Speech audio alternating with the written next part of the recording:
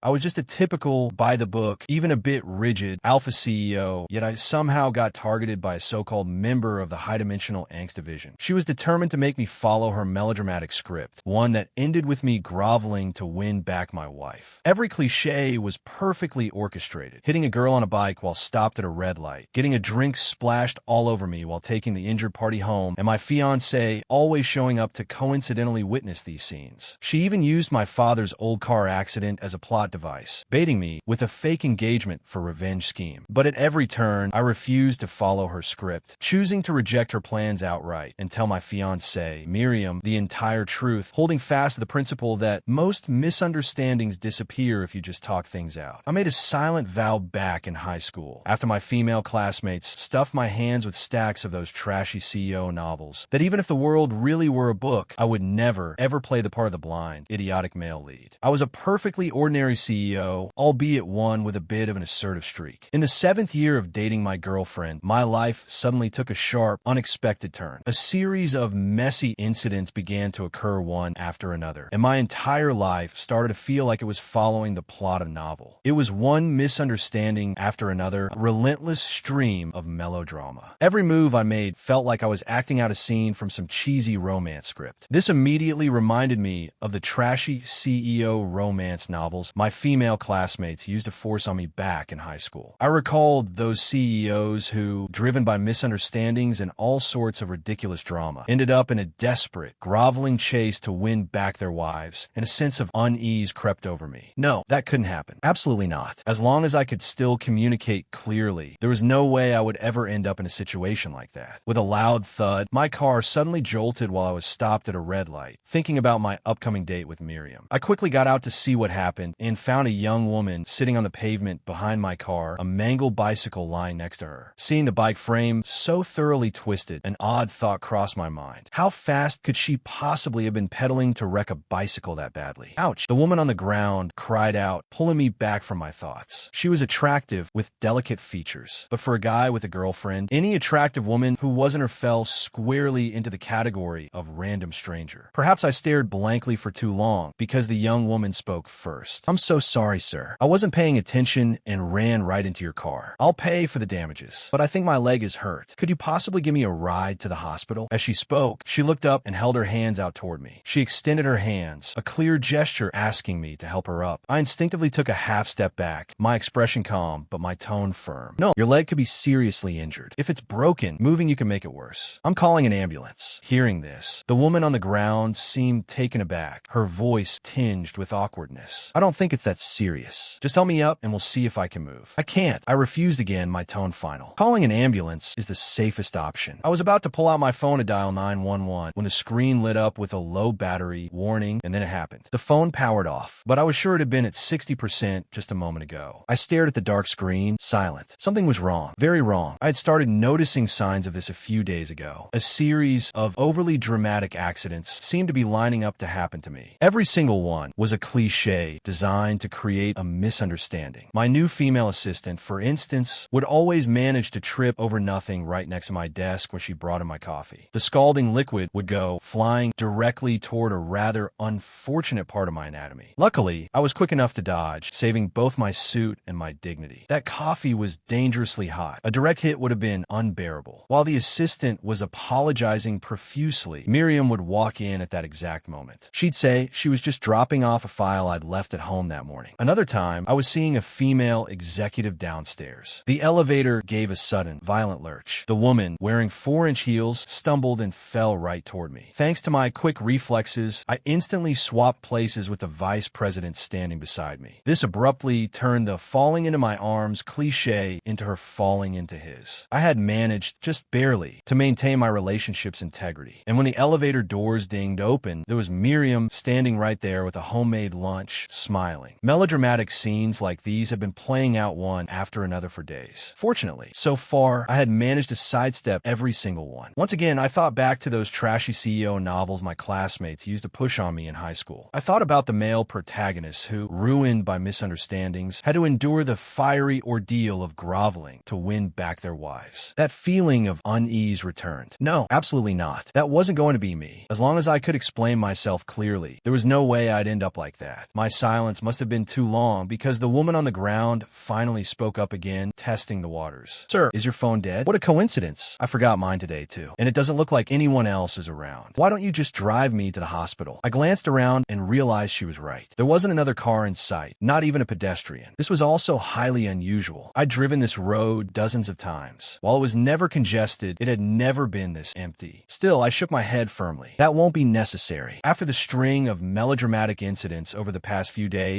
I had learned to be vigilant. I had taken the concept of preparing for a rainy day to a whole new level. I walked back to my car and pulled 5 fully charged portable power banks from the back seat. I even had more than a dozen car charging cables, just in case the power banks also decided to act up. Thankfully, the power bank worked perfectly this time. The phone started charging the moment I plugged it in. As soon as the screen lit up, I powered it on and immediately called for an ambulance. After giving them our location, I quickly sent a message to my assistant, who had just left work, telling him to head back to the office immediately. Once I was all confirmed, I got out of the car and walked back over to the woman. I've called an ambulance. Just hang in there a little longer. Okay, I wasn't sure if it was my imagination, but her expression seemed to have soured. But I didn't give it much thought. I heard the click of my phone's camera. Hearing the sound, she looked up, startled. What are you doing? I lowered my phone and explained. I'm letting my girlfriend know I'm okay. We had dinner plans, but there's been a delay, so I need to tell her. I added, don't worry, I blurred your face. After sending the photo of the scene to Miriam, I immediately called her. She answered right away, her voice urgent. I saw the picture. What's going on? I quickly explained the situation and then asked her, have you left your apartment yet? Today was our 7th anniversary. The plan was to have dinner and then go somewhere nice afterward. Originally, I was supposed to pick her up after work, but an emergency came up at the office, so I had to work late and we changed the plan to meeting at the restaurant. Not yet. I was just about to head out, she said. Okay, don't leave. I'll push back our reservation and I'll come get you. To make sure nothing else went wrong on our anniversary, I felt it was safer to pick her up myself. But what about the situation there? That woman looks like she's badly hurt, Miriam asked, concerned. I wouldn't want her to go to the hospital alone. That would be difficult. Miriam's voice was full of concern on the other end of the line. It's fine. I already asked Joey to come and handle it. I told her, trying to set her mind at ease. It meant my assistant was basically working a night shift, but I figured triple overtime pay would be enough to soothe his pain. After I got off the phone with Miriam, I glanced back at the woman still sitting on the pavement. Her expression seemed even more sour now, but that was no longer my problem. A short while later, the ambulance and Joey arrived at almost the same time. Without hesitation, I handed the entire situation over to Joey. I then got in my car and drove off to get Miriam. The rest of the drive was surprisingly uneventful, with no more absurd scenarios popping up. That evening, we had a wonderful anniversary dinner, and the atmosphere was wonderfully relaxed. That same night, I proposed to Miriam, and though the recent string of melodramatic events have been exhausting, they also made me more certain than ever that it was time for us to take the next step. We dated all through our 4 years of college and into our careers. The original plan was to get married right after graduation, but my family's business ran into unexpected trouble, forcing us to put the wedding on hold. By the time I finally managed to stabilize the company, Miriam's own career was taking off and she was swamped with work. So we kept putting it off. Now, with no more obstacles in our way, proposing felt like the natural next step. The following evening after work, I stopped by my family's home. I wanted to talk to my mother about the wedding plans. But when I walked into the living room, I was surprised. The woman who had crashed into my car was sitting there primly on the sofa. Edward, you're home, my mother said. She smiled, beckoned me to sit, and then gestured to the woman beside her. Edward, I don't know if you remember. This is Olivia, Harrison Vanderbilt's daughter. She just returned from her studies abroad. You two used to play together all the time when you were little, and our families lived closer. Harrison Vanderbilt had been one of my father's closest friends. After my father's death, our families drifted apart, but his wife and my mother had always remained close. As for Olivia, I honestly had no memory of her whatsoever. I could only offer a polite hello. Her ankle was still bandaged. She nodded at me before turning to my mother. Mrs. Rockefeller, Edward and I actually ran into each other a few days ago. I had a little accident, and it was so kind of Edward to take me to the hospital. My mother paused, a look of surprise on her face. Oh, really? I don't remember you mentioning that. I nodded and recounted the event in a matter-of-fact way. Yes, on a 30-foot wide road with no other cars in sight, she somehow managed to crash her bicycle into my car. I paused, then added, and it was my assistant who took her to the hospital, not me. The moment I said it, the atmosphere in the room grew awkward. Olivia's expression froze for a second before she quickly changed the subject. They chatted for a bit, and when there was a lull in the conversation, I told my mother about the proposal. She was absolutely beaming. My mother has always been very fond of Miriam. There was none of that wealthy family disapproves of the less fortunate bride nonsense you read about in stories. We discussed when we should meet with Miriam's parents. Then I got up to leave. Stay a little longer. Have dinner with us before you go, my mother insisted. Not tonight. I'll bring Miriam over in a couple of days, I replied. Olivia stood up too, still limping slightly. Mrs. Rockefeller, I should get going as well. I'll come visit again soon. Oh, Edward, Olivia's foot hasn't healed yet. Why don't you give her a ride home? My mother suggested. Oh, no trouble, Mrs. Rockefeller. I can manage. Olivia quickly interjected. She waved her hands to refuse, but as she took a step, she staggered and nearly fell. My mother caught her just in time. See, you're in no condition to be on your own. It's no trouble at all. Edward is leaving anyway. He can drive you. Olivia had no choice but to offer a slightly sheepish smile. Well, if you insist. Thank you, Edward. She held out her hand slightly, as if needing support to walk. I frowned but nodded. All right, but instead of going to help her, I turned and went upstairs. When I came back down, I was carrying a wheelchair. It was the one my mother had used a few years ago when she broke her leg. I unfolded it in front of Olivia and said simply, use this. The smile on Olivia's face faltered for a moment, but she didn't say anything. For the rest of the trip, she sat quietly in the back seat. As I drove, the car was silent except for the sound of the engine. She tried to start a conversation a few times, but I kept my replies short and polite, not encouraging it. When we got to her address, I took the wheelchair out of the trunk, set it by her door, and wheeled her to the elevator. But there was a large out-of-service sign taped to the elevator doors. Olivia looked troubled. Oh no, the elevator is broken. But it's okay. I'm only on the 3rd floor. Edward, would you mind helping me up the stairs? I didn't answer. I just turned the wheelchair around and headed for the stairs. When we reached the stairwell, Olivia said apologetically, "This is so much trouble for you, Edward." Before the words were even out of her mouth, she was trying to push herself up from the chair. I put a hand out to stop her. She froze, looking up at me with a confused expression. I gave her a cool look. Don't, just stay still. I'm strong enough. With a muffled gasp from Olivia, I lifted the entire wheelchair with her in it and carried it steadily up the stairs. I carried her from the 1st floor to the 3rd without even breaking a sweat. I set the wheelchair down in front of her apartment door. I'll be going now. You can hang on to the wheelchair. Wait, Edward, she said. Olivia reached out and took hold of my sleeve. I was supposed to bring something to your mother for mine today, but I forgot one of the items at home. On this foot, I don't think I can make a return trip anytime soon. Could I trouble you to take it to your mother for me? Since you put it that way, I couldn't very well refuse. I paused, gently pulled my sleeve from her grasp, and nodded. Being inside her apartment, she gestured toward the sofa. Have a seat, Edward. I'll get you some water. I didn't move. No, thank you. My fiancé is waiting for me for dinner. Miss Vanderbilt, if you could please hurry. Olivia didn't say anything else and limped into the bedroom. She came back out a moment later, walking unsteadily and holding a glass. I just got back from overseas, so the place is still a mess, she explained. Why don't you have a drink while I find it? It won't take long, Edward. Watching her wobble toward me, I had a bad feeling. Sure enough, the next second, her ankle gave way. She stumbled. The drink in her hand went flying right at me. I dodged to the side instantly, but somehow, the liquid seemed to have a mind of its own. It curved in midair, following my movement. It soaked my shirt completely. A large, ugly stain spread across my shirt and pants, leaving me looking like a mess. I'm so sorry. Olivia apologized again and again, reaching out as if to wipe the stain off my clothes. I stepped back, avoiding her touch. I'm so sorry, Edward. Why don't you use my bathroom to freshen up? I have some clothes my cousin asked me to bring back for him. You could change into those. I glanced down at my ruined clothes, but I remained firm. No, thank you. I'll take care of it when I get home. You should focus on finding the item for my mother. First of all, there was no way I would ever shower at a strange woman's apartment. And second, based on my recent experience with these plots, I knew that the second I stepped into her bathroom, my phone would ring, and it would be Miriam. Olivia tried to persuade me a few more times, telling me not to worry about it, but I deflected each attempt. Finally, seeing that I wouldn't budge, she finally produced the item for my mother. I took it, said a brief goodbye, and left. When I got home, still covered in stains, Miriam did a double take. I gave her the short version of what happened, and she didn't seem to think anything of it. Go take a shower, she said. I'll start dinner. After my shower, we had a simple, comforting dinner together. I did the dishes afterward while she sat nearby, drying them and talking about wedding details. Just as we were about to go to sleep, my phone rang. It was an unknown number. I ignored it. Not answering unfamiliar numbers is a good way to avoid spam calls. A moment later, a new friend request popped up on iMessage. Edward, it's Olivia. I need to talk to you about something. I hesitated for a second before accepting the request. The moment I did, she started an audio call. Edward, why didn't you pick up my call? I didn't explain. What do you need? Well, I found a flash drive here. I was wondering if you might have dropped it. A flash drive? My stomach dropped. I went to my study to check my bag and realized it was gone. The flash drive I had brought home from work was missing. But the thing was, I had barely moved an inch inside her apartment, and the drive had been in my pocket. How could it have fallen out without me noticing? It didn't make any sense, but that drive had important files I needed for the next few days. I pushed aside my confusion. Okay, please hold on to it for me. I'll send someone to pick it up tomorrow, but I'm leaving early early tomorrow, and I'll be out of town for a few days, Olivia said. Why don't you come get it now? Otherwise, you'll have to wait until I get back. Why don't you come get it now? Otherwise, you'll have to wait until I get back. Leaving town with an injured foot? I was skeptical, but since she'd put it that way, I had to agree. Phoenix, I'm on my way. As soon as I hung up, I was filled with a sense of dread. Another trip to Olivia's apartment would almost certainly involve another set of melodramatic cliches. A man's intuition can be surprisingly accurate sometimes. I really didn't want to go, but I had to get that drive back. It looked like Joey was about to experience the joy of triple overtime pay again. But as luck would have it, Joey's future in-laws were in town visiting, and he had to be there. So he had to tearfully decline my generous offer. As someone with my own future in-laws to consider, I completely understood. Since Joey couldn't help, I had to handle it myself. After thinking it over, I decided not to bother anyone else and just go myself. While I got to Olivia's building, I rang her buzzer and waited quietly. The door opened quickly. Olivia was standing there, wearing nothing but a loose bathrobe. I immediately looked away. Edward, she began, but as soon as she said my name, she saw Miriam standing next to me, and her voice caught in her throat. She instinctively pulled her robe tighter and forced a smile. And this is my fiancée, Miriam, I said flatly. Miss Vanderbilt, if you would just give me the flash drive, we'll be on our way. We won't come in. We have other plans. We have other plans. I never once made eye contact with her. Miriam's presence had clearly thrown a wrench in whatever scene Olivia had planned. It left her momentarily flustered. She didn't say anything, however, just turned to get the drive. Once I had it, I decided to just cancel our plans for the rest of the evening. I drove Miriam straight home. We both had work in the morning. There would be other nights out. In the car, Miriam asked, "So what was all that about?" I didn't hide anything. I told her the entire story of what had been happening over the past few days. She nodded when I was finished. That explains why you suddenly had to run out tonight. Then she gave me a teasing look. My fiancé is quite the catch, isn't he? Having beautiful women throwing themselves at him. I frowned. Something about it feels wrong. Olivia was clearly playing some kind of game. The previous accidents could, at a stretch, be written off as coincidence. But tonight was deliberate. There was no question. Knowing a man was coming to her door and dressing like that. That wasn't a casual move. It was premeditated. Even though all her actions seemed designed to be seductive, I didn't get any sense of genuine attraction or interest from her. I had no idea what her endgame was. Knowing something was off, I had someone run a background check on her. But before the results came back, Olivia came to see me. She showed up in my office unannounced, so I took her to a conference room. Her opening line left me speechless. "Edward, let's get engaged." Absolutely not. I didn't even have to think about it before I refused. Olivia, however, seemed to have expected this. Her expression didn't change. "Edward, aren't you curious about who was really behind your father's death?" Her words sent a jolt through me. My father died in a car accident the year I graduated from college. He was driving when a large truck made an unexpected turn and hit him. He was killed instantly. The official report concluded that the truck driver was fatigued and ran a red light. All these years, I had believed it was just a tragic accident. But Olivia was clearly suggesting otherwise. I frowned. "What are you talking about?" She spoke slowly and deliberately. "I'm saying that your father's car crash was no accident. The truck driver was paid to do it." I couldn't tell if she was telling the truth or just spinning a tale, so I didn't respond right away. Then she produced what she called proof. Days after the truck driver was sentenced, $1 million was deposited into his bank account. And recently, upon his release, another $1 million mysteriously appeared. Looking at the bank records she showed me, I had to admit it was suspicious. She was very likely telling the truth. The timing was just too perfect. If she was willing to show me this, it meant she knew much more. "Do you know who was behind it?" I asked. Olivia nodded. "Harrison Vanderbilt, the current CEO of the Vanderbilt Corporation, your father's old friend, and my father. My father and Harrison had been on good terms, but our two companies had always been fierce competitors. When my father died and the Rockefeller Group was in turmoil, Vanderbilt seized the opportunity, expanding aggressively and stealing a significant portion of our market share. Vanderbilt had always been second to us. Now they were on top. If Harrison really was behind it all, it would certainly make sense. But what I didn't understand was this. As his only daughter, why was Olivia telling me this? She must have seen the confusion on my face because she began to explain. Most people don't know this, but my current stepmother is not my biological mother. Harrison and she conspired to murder my real mother. If that woman hadn't been barren, I doubt I would be alive today either. I didn't know the details of her family situation. I only knew she'd spent years abroad and wasn't close with her family. It seemed there were plenty of skeletons in their closet. If what she said was true, it made sense that she would want revenge against Harrison for her mother's death. For the moment, at least, I chose to believe her. "So you're here to propose we work together against him?" I asked. "Exactly." Olivia nodded and then laid out her plan. She said she had discovered that the evidence of Harrison hiring the hitman all those years ago was locked in a secure, encrypted file room within the company headquarters. And even though she was the sole legal legal heir to the corporation, Harrison had consistently blocked her from any real position in upper management. So she wanted me to agree to a fake engagement with her. Then, using the Rockefeller name, I would approach Vanderbilt to propose a business partnership. Under the pretense of our close ties, she would have grounds to call a shareholders meeting. She would argue that she should be the one to handle the negotiations, to secure the best possible outcome for the company. This would force Harrison's hand. He could no longer keep her out of the executive loop, and that would give her the access she needed to get into the encrypted file room and retrieve the evidence. The plan in broad strokes was sound. The only part that gave me pause was the fake engagement. As if sensing my hesitation, Olivia quickly added, "Don't worry, we wouldn't have a party or anything. It would be an engagement in name only, nothing public." I still didn't agree. "I need to talk to Miriam about this first. I'll give you an answer after that." Miriam is my fiancée. A matter like a fake engagement to another woman is something I absolutely have to discuss with her. But at this, Olivia became agitated. "No, you can't tell her." Her strong reaction set off alarm bells in my head, and my expression hardened. "Why not?" Olivia seemed flustered and rushed to explain. "What if she lets it slip by accident? Besides, she's not really part of our world. It will be better to keep her out of it for now. We could tell her everything after it's all over." No, if I actually went along with her plan, it wouldn't be a partnership for revenge. It would be me treating my relationship like a game. Following her script would inevitably lead to secrets getting caught and misunderstandings. And then I'd have to perform my own tearful, groveling scene to win Miriam back. How stupid would I have to be to fall for such a tired, old cliche? When Olivia first approached me today, I had assumed her previous accidents and ambiguous situations were just a way to recruit me to her side against Harrison. But now, her insistence that I couldn't tell Miriam made me question her true motives all over again. Seeing that she was about to argue further, I cut her off. "Forget it. There's no need to discuss it with Miriam." Olivia's eyes lit up, thinking I had caved. I immediately finished my thought. "Because I completely reject this plan." "Why?" Her eyes widened in disbelief. "Is it because of the fake engagement?" "Yes," I confirmed. She gritted her teeth. "So, you're not going to avenge your father?" "Of course I am," I said calmly. "If Harrison was responsible, I will find a way to make him pay. But I will not be doing it your way. I appreciate you telling me this. I'll investigate the evidence from here on my own. If it leads to Harrison facing justice, I will do what I can to help you take control of the Vanderbilt Corporation. But that is a separate issue." My position was clear, and I wouldn't budge. No matter how she tried to persuade me, I refused to agree. Eventually, she left, clearly frustrated and resentful. When I got home, even though I had rejected her fake engagement plan, I told Miriam everything that had happened. After she heard the whole story, she surprised me by encouraging me. "If Miss Vanderbilt's plan is truly viable, I can accept it." I shook my head. That's not the only problem. I had told Olivia I was refusing because of the fake engagement. But that wasn't the only reason. Her plan sounded solid on the surface. But the more I thought about it, the more flaws I saw. A cunning man like Harrison, who had kept this a secret for so long, wasn't going to leave the evidence just sitting there, waiting for Olivia to waltz into the executive suite and take it. Besides, a sudden engagement announcement between our families would be far too conspicuous. If we followed her script, we might not get the evidence, but we would almost certainly raise Harrison's suspicions. After hearing my analysis, Miriam looked even more serious. "But we can't just stand by and let the man who killed your father walk free." "Don't worry," I said, stroking her hair. "If Harrison was really behind this